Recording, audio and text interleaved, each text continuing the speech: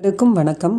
நாம் நல்லா வாய்க்கு ருசியாக கடையிலையோ வீட்லேயோ ஹெவியாக சாப்பிட்டுட்டு அழகாக வண்டியில் போய் சேரில் உட்காந்து வேலை செஞ்சுட்டு இருந்தால் அதை நம்ம வயிறு நல்லா ஜீரணம் பண்ணி மறுபடியும் மதியத்திற்கு சரியான நேரத்திற்கு பசி எடுத்து சாப்பிட தயாராக இருக்கணும்னு எதிர்பார்க்குறோம். அப்படி நடக்க வாய்ப்பில்லைங்க. நம்ம சாப்பிட்ற உணவின் தரம் அப்படி.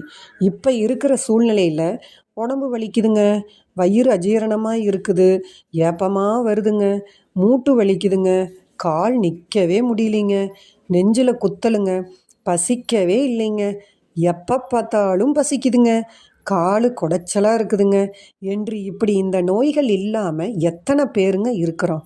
இந்த நோய்கள் இயல்பாகிவிட்டது. பெரிய பெரிய நோயோடைய வரவேற்பாளர்களாகிவிட்டது. ஏன் இப்படி? நாம் சாப்பிடும் உணவினாலும் பேசிக்கொண்டே சாப்பிடுவதாலும் குடலில் ஏற்படும் புண்களாலும் வயிற்றில் அமிலம் சுரப்பதும் கெட்ட வாயுக்கள் உருவாவதும் ஆரம்ப நிலை தாங்க. போமா, இது என்ன புது தகவலா இது? மெடிக்கலில் ஒரு மாத்திரை வாங்கி தின்னா போதும், 7up குடித்தா போதும், எப்பேற்பட்ட வாயும் பறந்துடும். சுக்குமல்லி காப்பி போட்டு குடித்தா வாயு நிற்காது, ஓடி போயிடும். இது ஒரு விஷயமா அப்படின்னு அலட்சியப்படுத்துறீங்க. நாம் செய்கிறது நல்லது தாங்க, ஆனால் அது தற்காலிக தீர்வு தான். எப்போவாவதுனா பரவாயில்லைங்க, இதுவே வழக்கமாயிருச்சுன்னா சரி, என்ன தான் பண்ணலாம்? இதிலிருந்து தப்பிக்கிறதுக்கு நம்ம மனசுக்கு பிடிச்சதை மகிழ்ச்சியாக சாப்பிடலாம்.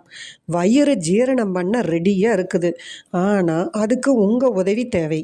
வயிறு கதறுதுங்க, ஏப்பா நான் ஒருத்தனே நீ உள்ளே போடுற கண்ட பொருள்களை எல்லாம் அரைச்சி சோர்வாகி விட்டேன், கொஞ்சம் உதவி பண்ணப்படாதா அப்படின்னு கத்திட்டே இருக்குதுங்க. அது நமக்குத்தான் கேட்கல. சரி, கேட்டுருச்சு, என்ன உதவி அது? வாக்கிங் போகிறதா இல்லை எக்ஸசைஸ் பண்ணுறதா?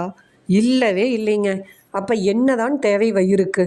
நம்முடைய ஆழ்ந்த சுவாசமும் குனிஞ்சு நிமிந்து உடம்பை வளைச்சு மனமகிழ்ச்சியோடு செய்யும் அன்றாட வேலைகளை தாங்க எதிர்பார்க்குது. இது சப்ப மேட்ராச்சேன்னு சொல்கிறீங்க. அப்படி இல்லைங்க. பொசுக்குன்னு மூச்சு விட்டு ரோபோட் மாதிரி மனசே இல்லாமல் உடம்பே அசையாமல் வளைக்காமல் வேலை செஞ்சு வாழ்கிற வாழ்க்கையை மாற்றுங்கன்னு சொல்லுதுங்க.